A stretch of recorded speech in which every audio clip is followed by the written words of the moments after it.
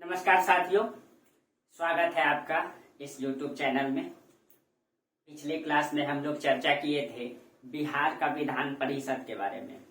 आज हम लोग चर्चा करेंगे विधानसभा के बारे में। ठीक है, चलिए तो हम लोग आगे देखते हैं, लेट नहीं करेंगे। देखिए, हाँ, आप लोगों को एक बात बता दें, जो अभी हम पढ़ा रहे हैं वो वर्तमान के एग्जाम के पॉइंट ऑफ व्यू से पढ़ा रहे हैं। ठीक है, और ऑब्जेक्टिव टाइप से फैक्ट बता रहे हैं। लेकिन जब हम आप लोगों के लिए स्पेशल पॉलिटी स्टार्ट करेंगे तब हम उसमें आप लोगों को मेंस लेवल से बहुत ही गहराई से पढ़ाएंगे। ठीक है, इसीलिए आप लोगों को ये चिंता नहीं करना है कि सर इसी लेवल से पढ़ाएंगे, नहीं, ये सिर्फ और सिर्फ आप देख रहे हैं हम बिहार स्पेशल में पढ़ा रहे हैं, वो भी एग्जाम को, वर्तमान में जो एग्जाम है उसको ध्यान में रखते हुए। ठीक है, जब हम पॉलिटी स्पेशल स्टार्ट करेंगे तब उसमें सिर्फ विधानसभा में एक एक टॉपिक में 2-2 घंटा, 2.5 घंटा, ठीक है, इस तरीके से पढ़ाएंगे समग्रता से, ताकि आपको कहीं भी दिक्कत ना हो। ठीक है, तो अभी आपको इस चीजों का ध्यान में रखना है। चलिए, जैसे मेरा एंशिएंट हिस्ट्री का क्लास आप लोग किए होंगे, उसमें थोड़ा सा गहराई से किए हैं। इस बार जो हम एंशिएंट हिस्ट्री पढ़ाएंगे वो मेंस लेवल से पढ़ाएंगे, उसमें और जोड़ेंगे। ठीक है, और उसमें पूरा तरीके से मतलब ये करेंगे, मेंस लेवल से पढ़ाएंगे, उसमें लिखाएंगे आप लोगों को। चलिए, तो अब हम स्टार्ट कर देते हैं विधान सभा। ठीक है, विधानसभा के बारे में देखिए, तो सबसे पहले हम बना लें विधानमंडल। पिछले क्लास में आप लोगों को विधान परिषद पढ़ाए थे, तो आपको पता है कि विधान मंडल ही एक राज्य का क्या होता है, सरकार होता है, संचालक होता है। देखिए, तो ये हो गया हमारा विधानमंडल।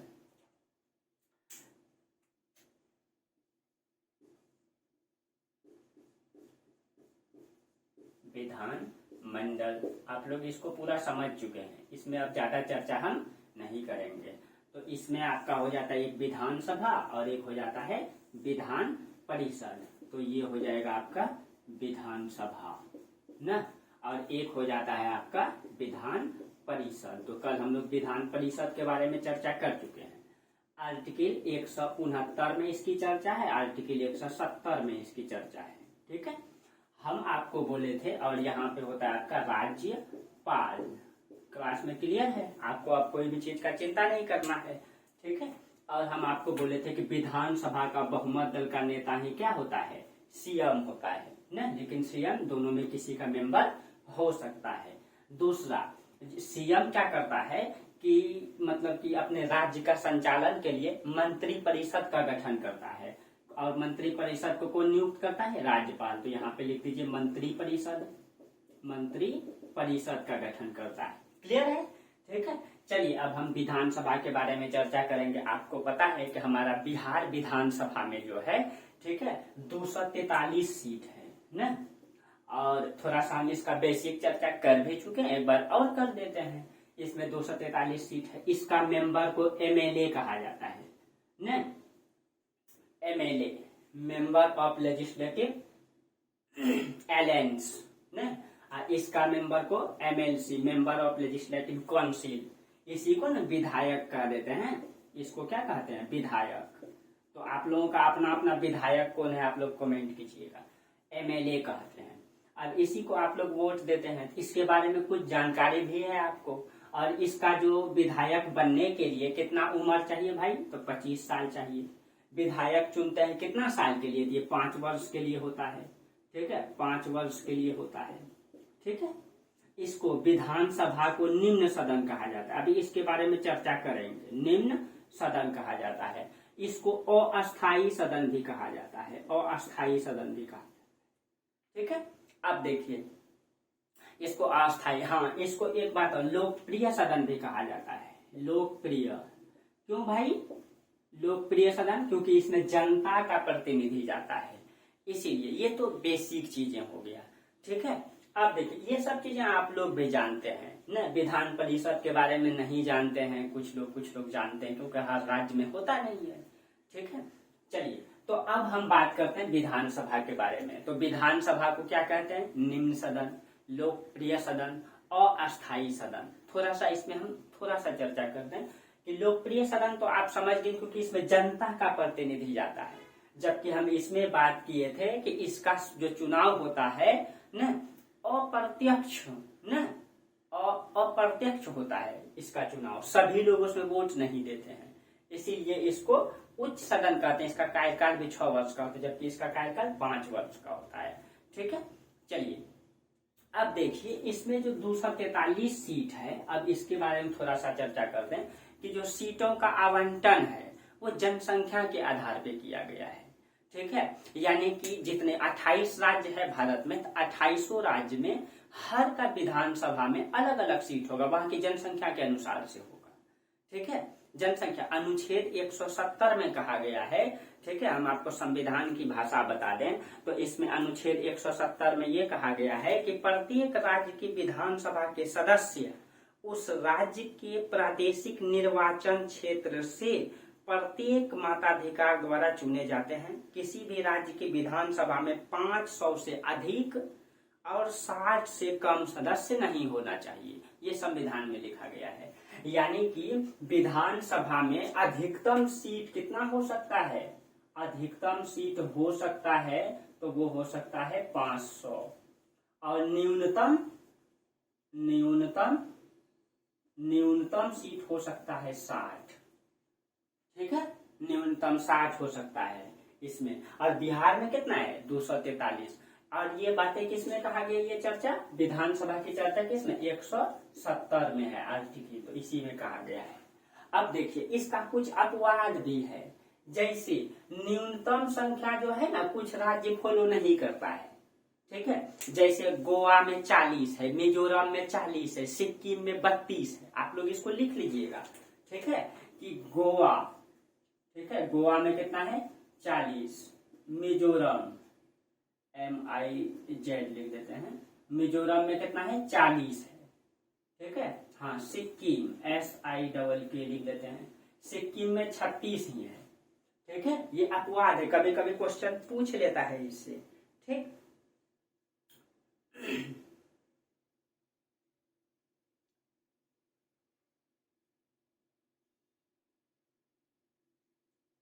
ठीक है, चलिए सॉरी 36 नहीं, यही हमको मिस्टेक लग रहा है, यहाँ 32 ही है। ठीक है, 32 है। ठीक है, चलिए तो ये ध्यान में रखिएगा, ये अपवाद में है, ये जो है ना अनुच्छेद 170 का अपवाद है। ऑप्शन ध्यान में रखिएगा, ऑप्शन घुमा फिरा के पूछ देगा कि निम्नलिखित में आर्टिकल 170 का कौन अपवाद है। ठीक है, दे देगा लोकसभा में सीटों की संख्या 60 से कम नहीं होना चाहिए, इस तरीके से दे देगा। 500 से अधिक नहीं होना चाहिए, ये इस तरीके से घुमा फिरा के दे देगा, तो आपको ध्यान में रखना है। ठीक है, अब देखिए आपको पता है कि भारत में वर्तमान में 28 राज्य है, तो 28 राज्य में विधानसभा है ना, और वर्तमान में भारत में 8 केंद्र शासित प्रदेश है। 8 में से केंद्र शासित प्रदेश का मतलब है केंद्र उसमें शासन चलाएगा, लेकिन 2 केंद्र शासित प्रदेश ऐसे है जिसमें विधानसभा का गठन किया गया है। उसमें से एक आपको पता है, यानी कि 8 जो यूनियन टेरिटरीज है उसमें से दो में एक तो हो जाएगा आपका पुडुचेरी, और एक आपको पता है कि दिल्ली, इसमें भी विधानसभा का गठन किया गया। ये है केंद्र शासित प्रदेश। ठीक है, यानी कि केंद्र शासित प्रदेश का मतलब उसमें डायरेक्ट मतलब केंद्र का मतलब ये नियंत्रण होता है, उसमें उपराज्यपाल को नियुक्त करके डायरेक्ट राष्ट्रपति से शासन चलता है उसमें। लेकिन 2 ऐसे राज्य हैं, वहां की जनसंख्या को, वहां का आकार को, वहां का डेवलपमेंट को देखते हुए सरकार ने वहां पे विधानसभा का गठन कर दिया है, जैसे दिल्ली और पुडुचेरी में। दिल्ली में जो विधानसभा की सीट है वो 70 है और पुडुचेरी में 30। यहाँ ध्यान रखिए, दिल्ली में विधानसभा सीट 70 और पुडुचेरी में 30 विधानसभा सीट है, ये ध्यान में रखिएगा। और वर्तमान में सबसे अधिक विधानसभा सीट जो है 403 है, वो यूपी में है। यूपी में 403 है, बिहार में तो आपको बता ही दिए कि 243 है। ठीक है, ये तो आपका हो गया मतलब कि बेसिक चीजें। देखिए और ये चीजें ध्यान में, ये जो लिया गया है डाटा कि किसी भी राज्य में अधिकतम विधानसभा की सीट 500 से अधिक नहीं होगा, ये 1971 के जनगणना के अनुसार लिया गया है। ठीक है, और ये 2026 तक इसमें कोई बदलाव नहीं हो सकता है, यानी कि 1971 की जनगणना के अनुसार, ठीक है, किसी भी विधानसभा में 500 से अधिक और 60 से कम जनसंख्या विधानसभा की सीट नहीं हो सकती है। ठीक है, अपवाद में ये सारा राज्य है, ये अपवाद है। ठीक, अपवाद है। और इसमें 2026 तक कोई बदलाव नहीं होगा। 2026 के बाद ही संविधान में संशोधन करके बदलाव हो सकता है। देखिए, जो बिहार में जो सीट है, बिहार में कितना सीट है? 243 सीट है विधानसभा का। इसमें कुछ सीट को आरक्षित किया गया है, जैसे कि जो 203 सीट है वो सामान्य वर्ग के लिए है, 38 सीट अनुसूचित जाति के लिए है, 2 सीट अनुसूचित जनजाति के लिए है। पहले भी बता चुके हैं, इसको आप लोग लिख लीजिएगा। ठीक है, 243 को भी 3 भागों में बांट दीजिए आप। इसमें 203, 38 और 2, 203, 38, 2 ये आरक्षित सीटें हैं। ठीक है, अनुसूचित जनजाति के लिए, अनुसूचित जाति के लिए, सामान्य वर्ग के लिए ये चीजें हैं। ठीक, अब देखिए, अब थोड़ा सा आपको मतलब इसमें आपको पता है कि इसका निर्वाचन, ये आपका बेसिक चीजें हो गया। अब जो आप लोगों को हम लिखाएंगे, आप लोग उसको लिखिएगा थोड़ा सा। ठीक है, क्योंकि ज्यादा लिखेंगे ज्यादा वक्त भी लगेगा, आप लोग लिख लीजिएगा तो ठीक रहेगा।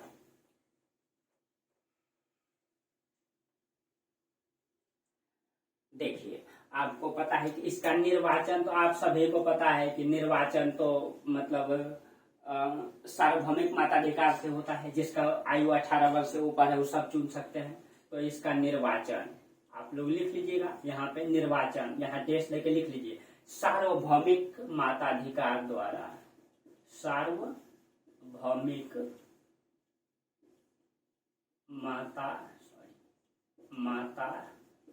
मताधिकार द्वारा, यानी कि जिसकी उम्र 18 वर्ष हो चुका है, जिनका कार्ड बन चुका है, आईडी कार्ड ना, आई कार्ड, वो मतलब चुनाव में वोट दे सकते हैं। इसका चुनाव कैसे होता है? प्रत्यक्ष रूप से होता है। आप सभी को पता है कि इसका चुनाव प्रत्यक्ष रूप से होता है। ठीक है, चलिए, और इसमें आरक्षण जो दिया गया है अनुच्छेद 200, इसमें थोड़ा सा लिख लीजिएगा। आरक्षण कभी कभी पूछ दिया, आरक्षण लिख लीजिए, आरक्षण। तो इसमें जो आरक्षण है अनुच्छेद 232 के तहत, अनुच्छेद मतलब ये एससी को जो आरक्षण है, शेड्यूल कास्ट को यानी अनुसूचित जनजाति को अनुच्छेद 332 के तहत। ठीक है, और एसटी को आरक्षण दिया गया है, एससी का मतलब हो गया एसटी का अनुसूचित जनजाति, एसटी शेड्यूल ट्राइब्स। ठीक है, ट्राइब्स मतलब जनजाति होता है। अनुच्छेद 332 के तहत एसटी और एससी को आरक्षण है। 332 के तहत एससी और एसटी दोनों को आरक्षण दिया गया है। ठीक, और इसमें जो है 333 के तहत जो है एक आंग्ल भारत को भेजा जाता है। तो याद रखिएगा, आर्टिकल, ये अनुच्छेद है, ये आर्टिकल है, लिख लीजिएगा यहाँ, आर्टिकल 333 के तहत एक आंग्ल भारत को भेजा जाता है। आंग्ल भारतीय समझा चुके हैं, जो अंग्रेज है वो जो भारत में रह गया है ना। और ये राज्यपाल इसकी नियुक्ति करता है, ध्यान में रखिएगा, इसकी नियुक्ति कौन करता है? राज्यपाल। राज्यपाल को ऐसा लगे कि एक नियुक्ति करना चाहिए, नहीं आया है वैसा कोई, तो करता है। ठीक, निर्वाचन। अब देखिए, कार्यकाल तो आपको पता है कि 5 साल का होता है। अब इसके बारे में थोड़ा सा हम आप लोगों को सामान्य चीजें बताएंगे, आप लोग इसको लिखिएगा। ठीक है, विधानसभा की योग्यता तो लिखिए पहले, विधानसभा में जाने के लिए योग्यता क्या क्या चाहिए। ठीक है, यहाँ पे लिखिएगा विधानसभा सदस्य की योग्यता, विधानसभा सदस्य की योग्यता, योग्यता लिख के डैश दीजिए। ठीक है, अब आप लोग डैश देके लिखिए, हम लिखाते हैं, आप लोग लिखिए। सबसे पहले तो वह भारत का नागरिक हो, सबसे पहला देश में लिखिएगा वह भारत का नागरिक हो। ठीक है, लिखिए, आप लोग लिख लीजिए। ठीक है, दूसरा में लिखिए उसका उम्र 25 वर्ष हो चुका हो। तो जिनका उम्र 25 वर्ष हो गया है वो आराम से आप विधायक का चुनाव लड़ सकते हैं, आप एमपी का भी चुनाव लड़ सकते हैं। लेकिन विधान परिषद में अगर जाना है, एमएलसी बनना है, तो आपका एज कितना होना चाहिए? 30 साल होना चाहिए। ठीक है, चलिए, और राज्यपाल होने के लिए पिछले क्लास में बताए थे, आप लोग कमेंट कीजिएगा। ठीक है, देखते हैं आप लोगों को ध्यान में रहता है कि नहीं। उसके बाद तो 25 वर्ष होना चाहिए, आप लोग लिख लीजिए। दूसरा लिखिए, वह भारत सरकार या किसी राज्य के अधीन लाभ के पद पर न हो। लिखिए तीसरा में, वह भारत सरकार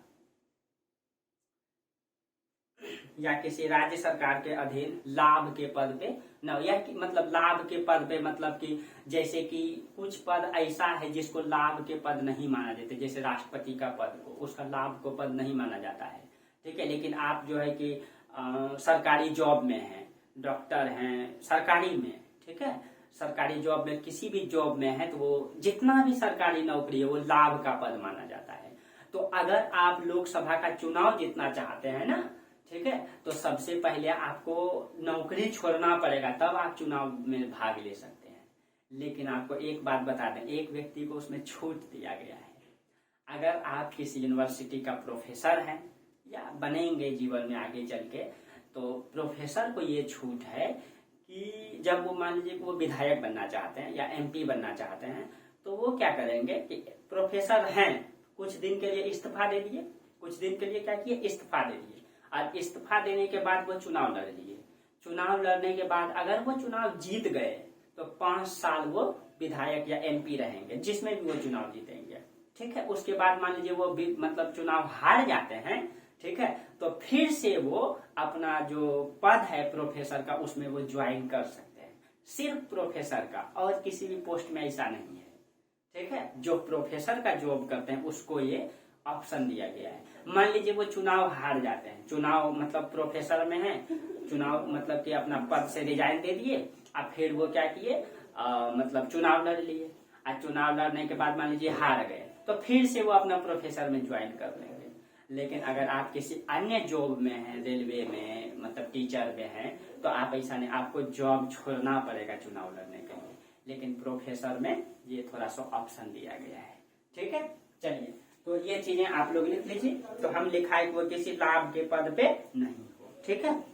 और लिख लीजिए, एक अगला लाइन लिख लीजिए, संसद द्वारा बनाई गई किसी विधि के अधीन, आप लोग लिखिए संसद द्वारा, अगला मतलब ये डैश देके लिखिए, संसद द्वारा बनाई गई किसी विधि के अधीन राज्य विधानसभा का सदस्य चुने जाने के अयोग्य न हो, अर्थात दिवालिया न हो, पागल नहीं हो। तो डायरेक्ट आप लिख सकते हैं दिवालिया या पागल न हो, ठीक है, ऐसे भी लिख सकते हैं। दिवालिया मतलब समझ रहे हैं ना, कि वो इतना कर्ज ले लिए हैं कि उनको औकात ही नहीं है चुकाने का, तो सरकार उनको दिवालिया घोषित कर देती है। अब वो भारत में मतलब उस समय मतलब कानूनी रूप से कोई काम नहीं कर सकते हैं। जैसे विजय माल्या, ठीक है, उनको दिवालिया घोषित कर दिया गया। वो जो है कि कई सारा बैंक से 12,000 करोड़ रुपया लेकर के वो भाग गए, ठीक है। तो इस तरीके से अगर आप दिवालिया हो जाएंगे तो आपको कैसे अधिकार देगा कि आप किसी राज्य का रक्षा करने के लिए आप मतलब एमएलए बने, ठीक है। इसीलिए उस व्यक्ति की योग्यता खारिज हो जाती है। तब चलिए अगला लिखिए। अब आपका सदस्यता किस परिस्थिति, ये तो हो गया योग्यता। अब आप लिखिए कि एमएलए का या विधानसभा के सदस्य की सदस्यता किस परिस्थिति में समाप्त हो सकती है, लिखिए आप, ठीक है। आप पूरा लिखिएगा, किसी विधानसभा सदस्य की सदस्यता किस परिस्थिति में समाप्त हो सकती है। तो हम सीधा लिख सकते हैं सदस्यता समाप्त, सदस्यता समाप्त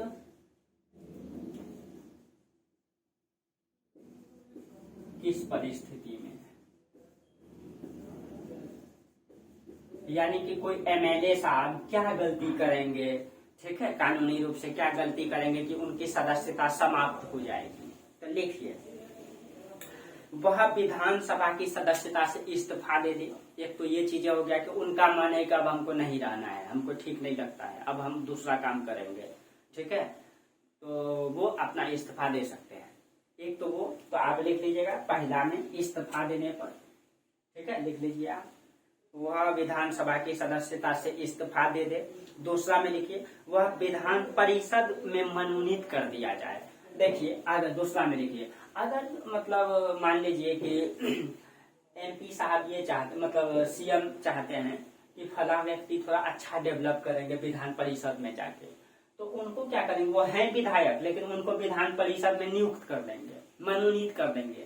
ठीक है, जब उनको यहाँ मनोनीत कर दिया जाएगा तो यहाँ की सदस्यता ऑटोमेटिक क्या हो जाएगा, खत्म हो जाएगा, क्योंकि एक ही जगह वो रह सकते हैं ना।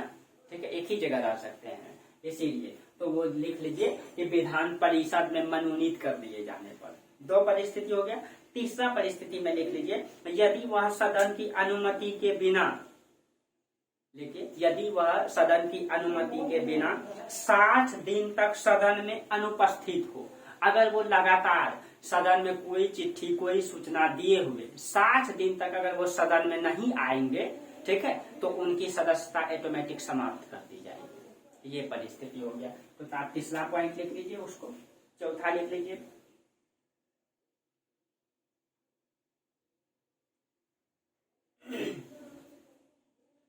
देखिए चौथा में ये है कि अगर वो किसी अन्य राज्य में विधानमंडल में मतलब कि चुना जाता है, मतलब मान लीजिए वो बिहार के एमएलए हैं और किसी अन्य विधानमंडल में वो चुनाव जीत जाते हैं, ठीक है, और चुनाव जीत जाते हैं तो यहाँ वो इस्तीफा नहीं देते हैं, ठीक है, और यहाँ भी इस्तीफा नहीं देते हैं, तो यहाँ का किसी एक जगह का ऑटोमेटिक उसका समाप्त हो जाएगा। ठीक है, तो आप लिख लीजिए, उसमें भाषा में ऐसे लिख लीजिए, यदि सदस्य किसी अन्य राज्य के विधानमंडल का सदस्य निर्वाचित हो जाए और निर्धारित अवधि के भीतर, जो समय निर्धारित किया गया है भीतर, वह किसी एक राज्य के विधानमंडल से इस्तीफा न दे तो ऑटोमेटिक एक जगह का इस्तीफा क्या हो जाएगा, समाप्त हो जाएगा। ठीक है, चलिए पांचवा पॉइंट लिखिए आप। चौथा पॉइंट हो गया, पांचवा पॉइंट लिखिए, यदि वह संसद द्वारा स्वीकृत नियम के जो दल बदल कानून बनाया गया है, अगर वो संसद का जो नियम कानून है उसको उल्लंघन करते हुए इस दल से उस दल में चल जाए, ठीक है, तो उसकी सदस्यता समाप्त हो जाए। आपको पता है ना, बदल विरोधी कानून लाया गया है।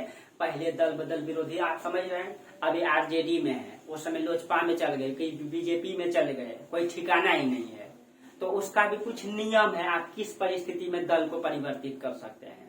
अगर आप कानून का उल्लंघन करेंगे तो आपका मतलब सदस्यता ही खत्म कर दिया जाएगा। उससे क्या होता है ना, डेवलपमेंट रुक जाता है ना, इस कारण से।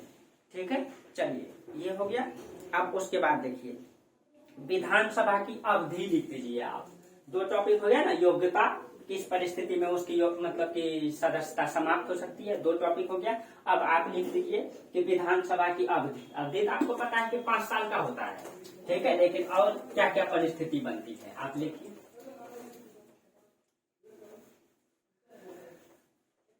इससे क्या होगा ना कि ज्यादा पढ़ा पाएंगे। आप लिख लीजिए विधानसभा की अवधि। अगर हम इसी को लिखते ना टाइम ज्यादा जाता, ठीक है, और आप लोगों को कम पढ़ा पाते। विधान सभा की, आपको नोट्स मिल जाएगा लेकिन आप लोग इसको लिखिएगा जरूर, ठीक है, लिख लीजिएगा जरूर। ये अपना लिखा हुआ नोट्स रहेगा ना तो बेहतर होगा। ठीक है, आप लोगों को इस प्रकार से हम कई बार बोले हुए हैं कि आपको नोट्स मिल जाएगा। मेरा सारा नोट्स आप लोगों के लिए बना हुआ है, इस तरीके से आपको सारा मिल जाता है। कई बार तो दे ही दिए हैं। देखिए कभी कभी नहीं अगर पीडीएफ बन पाता है तो आप लोग लिख लीजिएगा जरूर, ठीक है, अपना बना रहेगा तो ज्यादा ध्यान रहेगा। दूसरा अगला, हाँ, अवधि लिखिए। सामान्यतः तो जब से इनका अधिवेशन प्रारंभ होता है तब से 5 वर्ष के लिए होता है, आप सभी जानते हैं। लेकिन कुछ परिस्थिति ऐसा होता है कि जब मतलब कि उसको खत्म भी कर दिया जाता है, तो कब कब, तो आप ये लिखिएगा, सामान्यतः विधानसभा के प्रथम अधिवेशन के प्रारंभ की तिथि से 5 वर्ष। तो पहला तो विधानसभा की अवधि 5 वर्ष होता है, प्रथम अधिवेशन के प्रारंभ से, ठीक। दूसरा लिख लीजिए उसमें,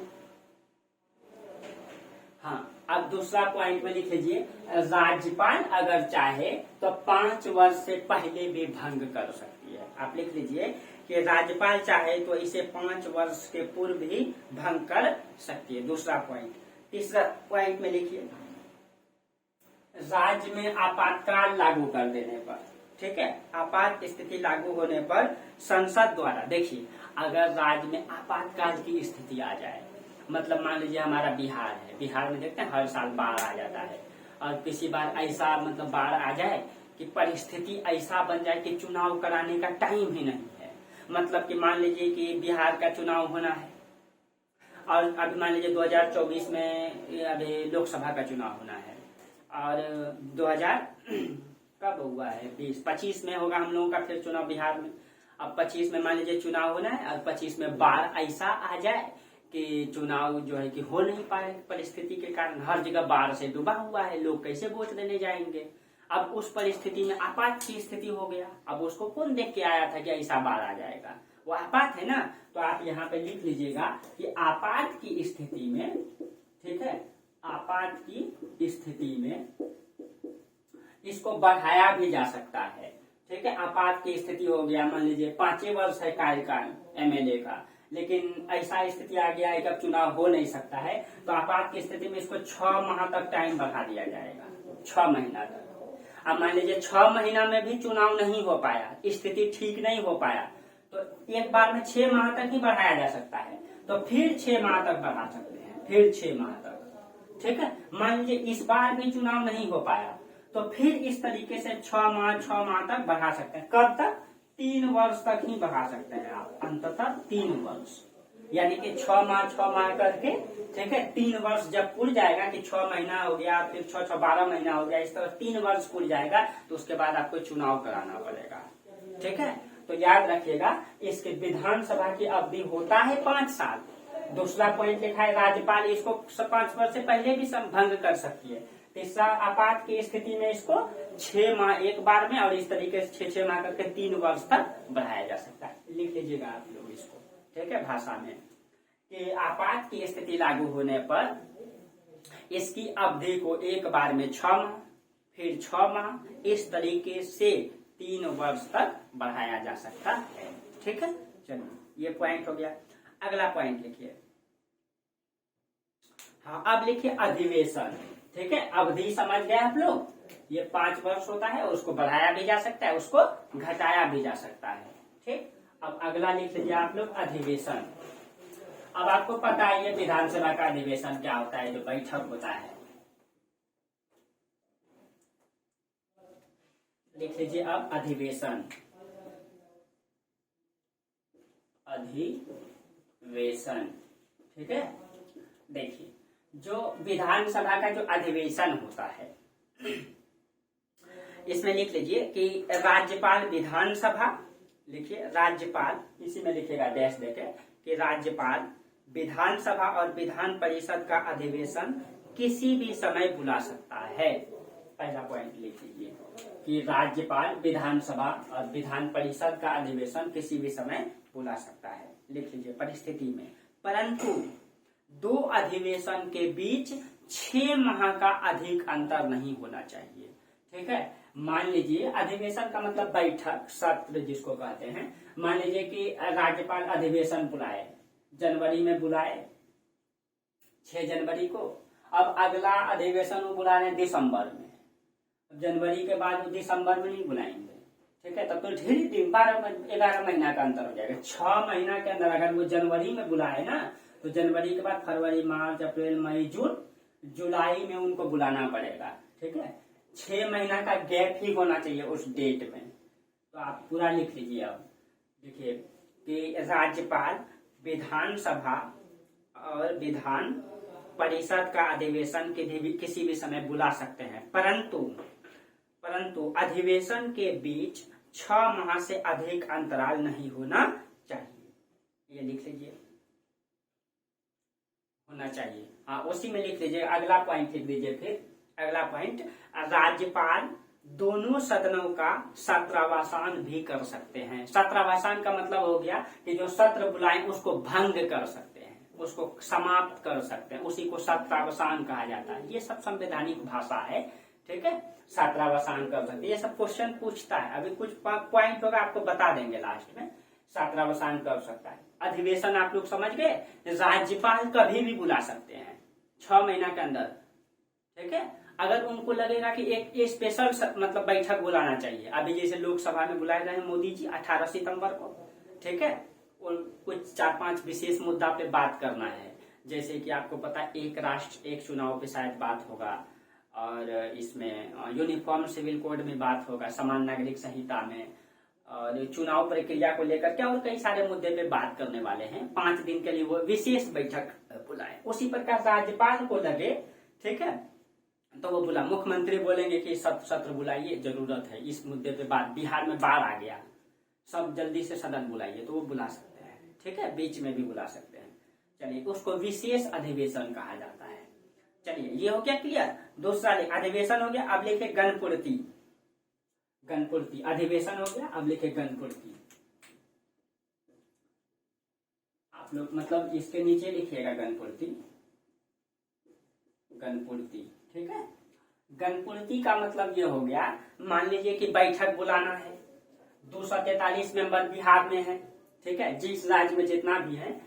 अब 243 मेंबर है, बैठक बुलाना जरूरी है, बिहार में बाढ़ आ गया है, उसमें कुछ खर्च करने के लिए ऐसे किसी भी सरकारी फंड का पैसा ऐसे खर्च नहीं होता है बिना विधानसभा के अनुमति के। अभी आगे आपको जस्ट लिखाएंगे, ठीक है।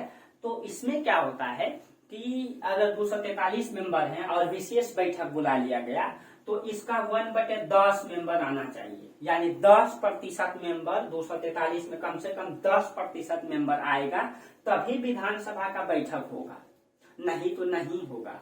ये याद रखें, इसी को गणपूर्ति कहा जाता है, ठीक है। यानी कि कुल मेंबर का जब तक 1/10 नहीं आ जाए तब तक वो मतलब बैठक नहीं होगा, इसी को गणपूर्ति कहा जाता है, ठीक है। इसमें भाषा में लिखा गया है कि विधानसभा की बैठक में कार्यवाही प्रारंभ होने के लिए, आप लिख लीजिए कि विधानसभा के बैठक में किसी भी कार्यवाही प्रारंभ होने के लिए यह आवश्यक है कि विधानसभा के कुल सदस्य का 1/10 भाग उपस्थित होना चाहिए, ठीक है। ये भाषा में आप लिख लीजिए ध्यान में रहने के लिए, ठीक है। चलिए, अगला लिखिए आप लोग, अध्यक्ष और उपाध्यक्ष। आपको पता है कि विधानसभा का अध्यक्ष भी होते हैं और विधानसभा का उपाध्यक्ष भी होते हैं ना। एक सेकेंड,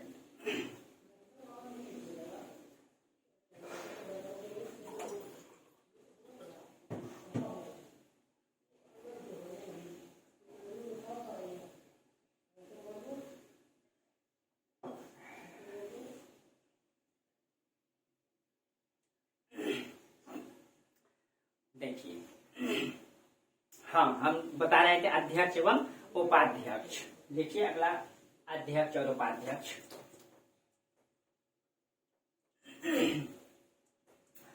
आप सबको, हाँ, एक मतलब मेरे पास अध्यक्ष और उपाध्यक्ष,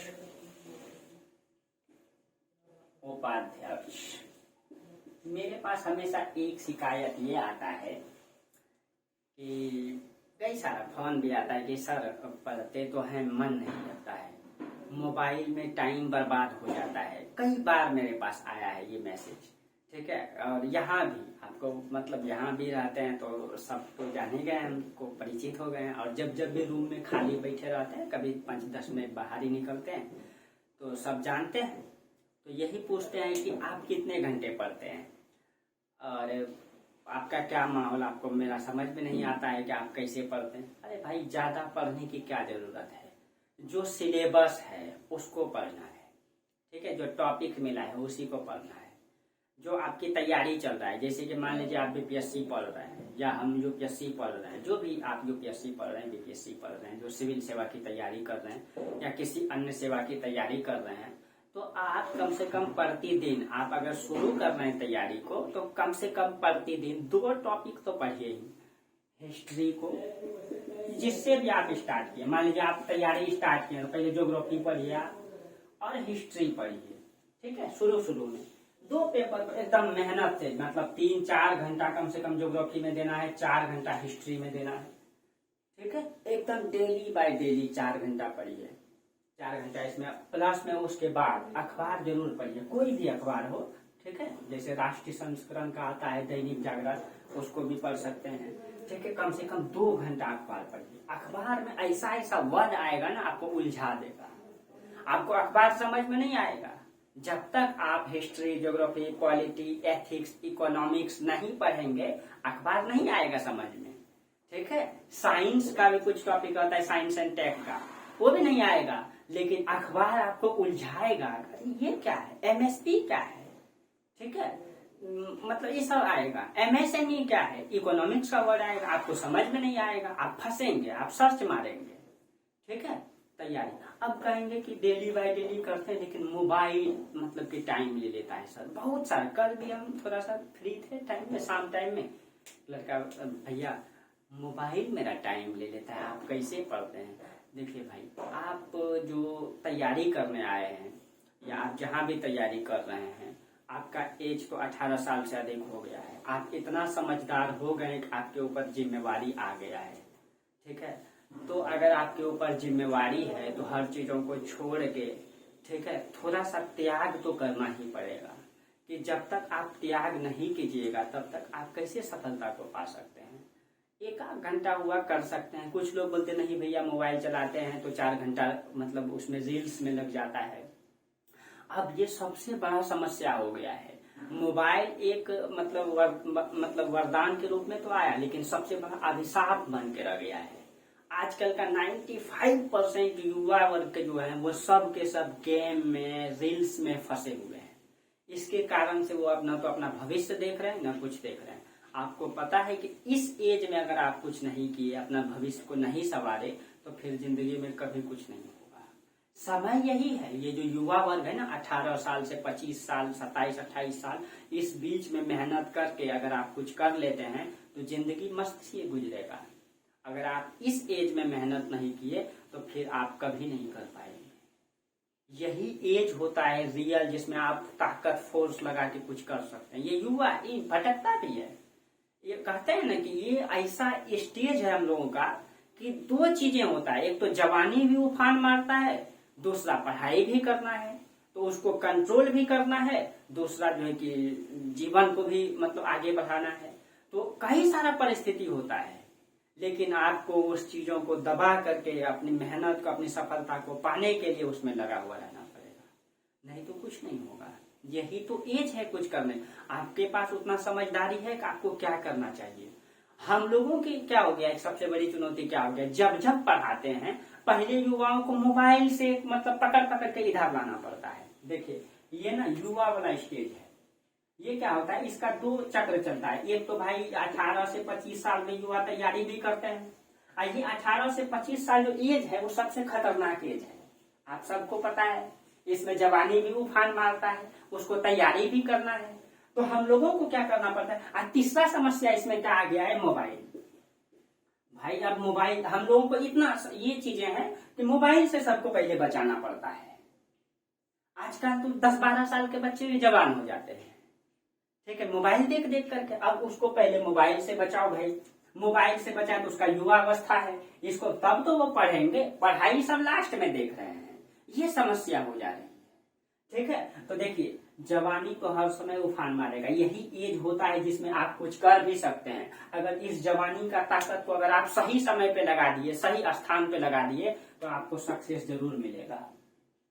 ठीक है, सक्सेस जरूर मिलेगा। ये जवानी है। अगर कोई इधर भाग गए, इधर अगर भाग गए तो फिर वो नर्क में जाता है, आप सबको पता है, बर्बादी के अलावा और कुछ नहीं मिलेगा। ठीक है, ये जो होता है। दूसरा, अगर आप इस चीजों को छोड़ के बार बार इधर आ जाएंगे, हमेशा भटकिएगा इधर, ऐसा नहीं, जिंदगी में हर व्यक्ति भटकता है, इधर आइएगा जरूर, लेकिन इसको मोड़ के हमेशा इधर आने का प्रयास कीजिएगा। हम लोग एक शिक्षक का कार्य ही यही होता है कि आपको गलत राह से सही राह की मार्ग दिखाए। ठीक है, तो ये चीजें होता है। हाँ, अगर आप तैयारी कर रहे हैं और बहुत ज्यादा परेशान हो जाते हैं कि नहीं हो रहा है, देखिए भाई आप सबको पता है कि अगर आप रील्स चलाते हैं, ये करते हो, अगर एक्स्ट्रा टाइम में बर्बाद करते हैं, तो आपको भी पता है कि आप जिस सिविल सेवा की तैयारी कर रहे हैं उसमें 10 लाख स्टूडेंट एग्जाम देने जाता है। अगर आप बीपीएससी दे रहे हैं तो उसमें भी 6-7 लाख स्टूडेंट एग्जाम देने जाता है। सीट कितना रहता है, 1000। बीपीएससी में 600-700, मान लीजिए 1000 रहता है। 6 लाख युवा में आप 1000 में शामिल होना है। अपने आप को ये पूछिए कि क्या उस हम 10 लाख युवा में 1000 में सर्वश्रेष्ठ हैं? पूछिए। कहते हैं कि मेरा एग्जाम नहीं निकलता है, नहीं निकलता है। आप अपने आप से पूछिए कि क्या उस 1 लाख या 10 लाख युवा में, उस 10,000 छात्र में वो सर्वश्रेष्ठ गुण आपके अंतर्गत क्या है जो सिविल सेवा आपको चुने? क्या गुण है आप में? आप अपने आप में ईमानदारी से पूछिए। इसीलिए एक सिविल सेवक अधिकारी होने के लिए अपने आप में ईमानदारी लाइए।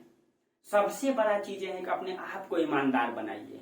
चुपके से इधर गाली देते हैं और इधर कहते हैं, मतलब दिखाते हैं, वैसे नहीं होता है। वास्तविक रूप में ईमानदार बनने पड़ेगा। वास्तविक रूप में मोबाइल को छोड़ के तैयारी करना पड़ेगा, तब जाकर के एक सिविल सेवा के अधिकारी बन सकते हैं। हम ये भी नहीं कहते हैं कि सिविल सेवा के अधिकारी बन ही जाइएगा, लेकिन हम ये गारंटी देते हैं कि अगर आप अच्छे से पढ़ लेंगे, तैयारी बेहतर कर लेंगे, तो कहीं न कहीं जीवन में सफलता जरूर मिल जाएगा। ऐसे तो नहीं भटकेंगे, ठीक है। इसीलिए जो मोबाइल, हमको बार बार कई सारा कॉल आता है। अभी जस्ट पढ़ाने से पहले एक कॉल आया, ठीक है, इसीलिए हमको ध्यान में आ गया। कल भी जा रहे थे तो कॉल आया, मतलब जब भी। और यहाँ का बहुत सारे लोग जान गए, बहुत सारे, मतलब जहाँ क्लास में भी जाते वहां भी बहुत सारा लोग पूछने लगते, जब जब 10 मिनट भी टाइम रहता है तो उसमें, तो इसीलिए लगा कि हमको बोलना चाहिए। इसीलिए इस टाइम लगा, थोड़ा सा 10 मिनट बर्बाद हुआ, लेकिन ये चीजें ध्यान में रखिए कि मेरा काम ये भी सिर्फ पढ़ाना नहीं, मेरा काम आपको सही मार्ग भी दिखाना है। इसीलिए आप भली भांति परिचित हैं कि आपके ऊपर एक बड़ा जिम्मेवारी है। आप अपने आप में सोचिए ना कि आप सिविल सेवा की तैयारी कर रहे हैं, एक डिस्ट्रिक्ट का मालिक बनने जाएंगे आगे आप, या आप प्रखंड का अधिकारी बनेंगे, या अनुमंडल का अधिकारी बनेंगे, उस पूरा क्षेत्र का मालिक बनेंगे, तो आपको उस लेवल से जानकारी, ईमानदारी, ये सारा चीजें होनी चाहिए ना, तब तो आप बन पाएंगे।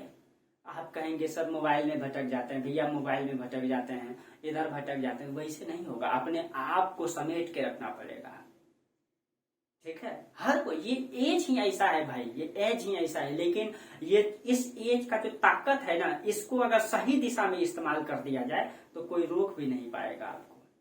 इस चीजों का हमेशा ध्यान में रखिएगा। दोस्तों, आप कहते हैं कि होता नहीं, अरे भाई होगा कैसे नहीं। मतलब परिस्थिति को ऐसे बना दीजिए कि 1-2 सब्जेक्ट में इतना ताकत से झोंक दीजिए कि आप नहीं भी पढ़, मतलब हो पाए ना बाय चांस, ठीक है, तो आप उस चीजों को पढ़ा सकें। कहीं भी रहें, धरती का किसी भी कोना में खोज करके निकाल के पढ़ा सके। हम क्या है, हम भागलपुर में थे, दिल्ली आ गए, यहाँ भी आप लोगों को पढ़ा रहे हैं, यहाँ भी लोगों को पढ़ा रहे हैं। कहीं भी जाएंगे, 2 सब्जेक्ट का 2-4 वर्ड आता है ठीक से, कि हम सिविल सेवक अधिकारी को, IAS वाला को हिस्ट्री पढ़ा सकते हैं, ज्योग्राफी पढ़ा सकते हैं, PCS वाला को ज्योग्राफी, हिस्ट्री, पॉलिटी पढ़ा सकते हैं। उतना रखे हैं, सारा चीजें को सिलेबस का सार से बता सकते हैं। कहीं भी रहेंगे, धरती का किसी भी कोना में रहेंगे ना, तो ये सब्जेक्ट को निकाल देंगे, ठीक है। इसीलिए ये चीजें आप अपने आप में बनाइए, ठीक है। ये अपने आप में बनाना पड़ेगा, ये कहीं से नहीं आएगा। अपने आप को मोटिवेट करने से बेहतर कोई मोटिवेट आपको नहीं कर सकता है, ठीक है। चलिए, बाकी बहुत ज्यादा टाइम हो गया, लेकिन इस चीजों को ध्यान रखिए आप, ठीक है। आप कहते हैं तैयारी कर रहे, नहीं हो रहा है, सही दिशा में तैयारी कीजिए। सही दिशा में नहीं कर पा रहे हैं, आप सिलेबस को गहराई से पढ़िए। क्या करते हैं, ऑब्जेक्टिव पढ़ के एग्जाम देने चल गए। अरे भाई, ऑब्जेक्टिव पढ़ के सिविल सेवक अधिकारी कैसे बन जाइएगा आप? आपको सब सब्जेक्ट का नॉलेज होना चाहिए। अगर अभी G20 सम्मेलन चल रहा, खत्म हुआ, G20 सम्मेलन के बारे में आपको तुरंत क्वेश्चन देते हैं लिखने के, लिखिए G20 सम्मेलन का परिणाम, मतलब नकारात्मक और सकारात्मक परिणाम भारत में क्या होगा। आप तुरंत लिख के सोच के बना दें। वो कब होगा, जब पूरी अच्छी तरीके से पूरा इतिहास, geography, polity, economics, science, tech सारा पढ़ लेंगे ना, खुद आप में वो ज्ञान आ जाएगा कि आप तुरंत लिखने, सोचने की क्षमता बढ़ जाएगा। ऑब्जेक्टिव तरीके से नहीं, सारा चीजों को समझ के, ठीक है। इस चीजों का ध्यान में रखना है। कहते हैं ना कि आप जब सारा चीजें पढ़ लेंगे ना, आपके अंदर वो इतना गुण ही समाहित हो जाएगा, आपको सिविल सेवा के लिए लड़ना नहीं पड़ेगा। सिविल सेवा जो चुनने के लिए बैठे, वो खुद आपको चुन लेंगे। आप कहते हैं ना, एक कहानी सुने होंगे कि एक पौधा में खूब पानी दीजिए, छोटा से पौधा लगाइए, खूब पानी दीजिए, खूब पानी दीजिए, खूब पानी दीजिए, खूब मिनरल्स खाद दीजिए, क्या वो फल देगा? नहीं देगा। वो फल कतई फल नहीं देगा, वो सड़ जाएगा, वो मर जाएगा ज्यादा पानी दीजिएगा तो। लेकिन एक समय आएगा, प्रतिदिन थोड़ा थोड़ा पानी दीजिए, एक समय आएगा वो पौधा खुद बड़ा हो जाएगा और खुद वो फल देना स्टार्ट करेगा। समय जब तक नहीं है ना, तो जब तक वो ऋतु, मान लीजिए वो बड़ा भी पौधा हो गया है, लेकिन उस मतलब आम का फल में खूब पानी डालिए, लेकिन आम का अगर ऋतु नहीं आए तो क्या उस ऋतु के पहले उसमें फल आ सकता है? क्या नहीं आ सकता है। बस वही जस्ट लाइक हमारा जीवन है। हम अपने जीवन में जिस चीज की आप तैयारी कर रहे हैं सफलता ऑटोमेटिक मिल जाएगा। जब आप पढ़ते पढ़ते वो गुण खुद आप में समाहित हो जाएगा, खुद आप सिविल सेवक बन जाएंगे। आपको लड़ना नहीं पड़ेगा, छीनना नहीं पड़ेगा, आप खुद 10 लाख में 1000 में चुने जाए, क्योंकि आपका गुण ही वैसा हो जाएगा। जस्ट लाइक वो पौधा है, कहते हैं कबीरदास कहे भी हैं कि धीरे धीरे रे मना धीरे सब कुछ होए, माली सींचे 100 गरा ऋतु आए फल होए। तो जब आपका ऋतु आ जाएगा ना, यानी कि जब आपका सारा तैयारी उतना हो जाएगा, सब गुण आप में भर जाएगा, खुद आप सिविल सेवक बन जाएंगे। लेकिन एक धैर्य, एक क्षमता, एक गुण रखना पड़ेगा आपको, ठीक है। दुनिया में जितने भी लोग सक्सेस हुए हैं ना, वो सब के सब बहुत धैर्य से पढ़ाई किए। आप महात्मा गांधी को ले लीजिए, बेचारे के पास किसी भी चीज का कमी नहीं था, लेकिन जिंदगी में सबसे ज्यादा संघर्ष उन्होंने क्या है, क्या जरूरत था, क्या जरूरत था उनको संघर्ष करने का। सोचिए, इंग्लैंड से पढ़ाई करके आए, अफ्रीका में आंदोलन चलाए, इंडिया में आंदोलन चलाए, 1920 से लेकर के 19 में मतलब स्टार्ट किया आंदोलन, और 17 में स्टार्ट कर दिए थे चंपारण सत्याग्रह। 1942 तक, जब तक आजादी नहीं मिल गया तब तक लड़ते रहे। उससे ज्यादा संघर्ष कौन कर सकता है, आप सोचिए। हम लोग उसके सामने में कुछ नहीं, तब ना आज उनका इतना सम्मान है, हर पॉकेट में वो दिख जाता है गांधी जी का फोटो। क्यों उतना सम्मान है? क्योंकि उतना संघर्ष किया है। देखें, G20 सम्मेलन हुआ तो गांधी जी को श्रद्धांजलि देने के लिए पूरी दुनिया के लोग जुटे राजघाट में, आप लोग देखे होंगे न्यूज में। क्यों उतना सम्मान है? मरने के बाद भी वो सम्मान है, क्योंकि उसने सबसे ज्यादा धैर्य और साहस से अपने कार्य को किया है। वही बात, धैर्य रखना पड़ेगा, साहस रखना पड़ेगा, जरूर मिलेगा सफलता। अगर आप सही मेहनत कर रहे हैं, ईमानदारी से कर रहे हैं, जरूर मिलेगा। लेकिन आप सिर्फ तैयारी कर रहे हैं और कह रहे हैं कि पढ़ रहे हैं, तो वैसे नहीं होगा, ठीक है। इसीलिए धैर्य रखिए, साहस रखिए, तैयारी बेस्ट कीजिए, कोई नहीं रोक पाएगा, ठीक है। कहीं न कहीं सफलता जरूर मिलेगा। आप किसी का भी जीवनी उठा के देखिए, उतना बड़ा संघर्ष आप नहीं किए होंगे, या हम नहीं कर रहे हैं। उन लोगों ने जो किया है, चाहे गांधी जी रहे, चाहे अंबेडकर रहे। आप अंबेडकर के बारे में तो भली भांति परिचित हैं कि बचपन से लेकर के जो उन्होंने मरते दम तक जो संघर्ष किया है, उस कोई नहीं कर सकता है। उसके सामने में हम लोग क्या संघर्ष कर रहे हैं? कुछ नहीं कर रहे हैं। बस ये चीजों को ध्यान में रखिए, ठीक है। चलिए, हालांकि टाइम लग गया, लेकिन बहुत सारा मेरे पास मैसेज आता है, बहुत सारा कॉल आता है ऑफलाइन। यहाँ भी स्टूडेंट सब बहुत सारा बोलता है, भैया कैसे करें, ये टाइम बर्बाद होता है, मोबाइल थोड़ा सा होगा भाई, लेकिन आपको सही रास्ते पे, इस जवानी का जोश को सही रास्ते पे लगाइए, कभी भी ये बर्बाद नहीं जाएगा जीवन, ठीक है। चलिए, तो हम पढ़ा रहे थे अध्यक्ष और उपाध्यक्ष, थोड़ा सा टाइम तो लग गया, ठीक है। लिखिए, फटाफट लिखिए, अध्यक्ष और उपाध्यक्ष। लिखिए, अनुच्छेद 178, इसका जो चर्चा है ना संविधान के अनुच्छेद 178 में, लिखिए। इसमें लिखिए आप लोग, लोकसभा के अध्यक्ष की तरह, लोकसभा में भी अध्यक्ष होता है ना, लेकिन लोकसभा के अध्यक्ष की तरह राज्य विधानसभा की भी एक अध्यक्ष और एक उपाध्यक्ष होते हैं। ये दोनों विधानसभा के सदस्य द्वारा चुने जाते हैं। जो नहीं लिख पाएंगे वो वीडियो को रोक रोक के लिख लीजिएगा। विधानसभा के सदस्य द्वारा चुने जाते हैं। वास्तव में देखिए, वास्तव में बहुमत की इच्छानुसार ही कोई व्यक्ति अध्यक्ष चुना जाता है या उपाध्यक्ष चुना जाता है। विधानसभा की अध्यक्षता, यही अध्यक्ष जो होता है विधानसभा की अध्यक्षता करते हैं, ठीक है। लिखिए,